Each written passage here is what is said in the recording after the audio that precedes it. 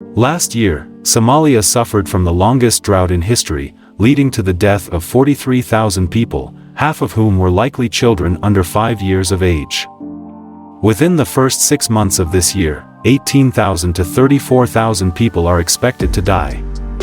According to the World Health Organization and the United Nations Children's Agency, the current crisis is far from over. In Somalia and neighboring Ethiopia and Kenya, the rainy season has failed for the 6th consecutive year, while world food prices are on the rise and the conflict in Ukraine complicates things further. Consecutive droughts are pushing millions of people towards hunger.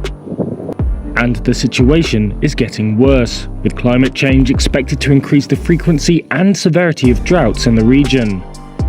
UN announced earlier this year they would not declare formal famine in Somalia at this time. However, they called the situation extremely critical, with more than 6 million people facing hunger in that country alone. The 2011 Somali famine, which killed 250,000 people, has been compared to current trends by some humanitarian and climate officials.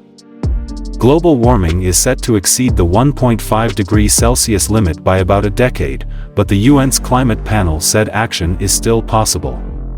IPCC described the situation as climate time bomb. These climate conditions not only affecting Africa. Now Latin America also started to facing drought.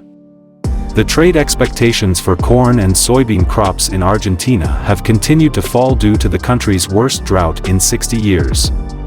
It is a wake-up call for Africa and the world. Africans are experiencing the worst impacts of climate breakdown, from floods, storms and droughts, said Mohamed Adaw of the think tank Power Shift Africa. IPCC report outlines a plan to defuse climate time bomb. It is a survival guide for humanity. This is only achievable with urgent action to phase out coal, oil and gas.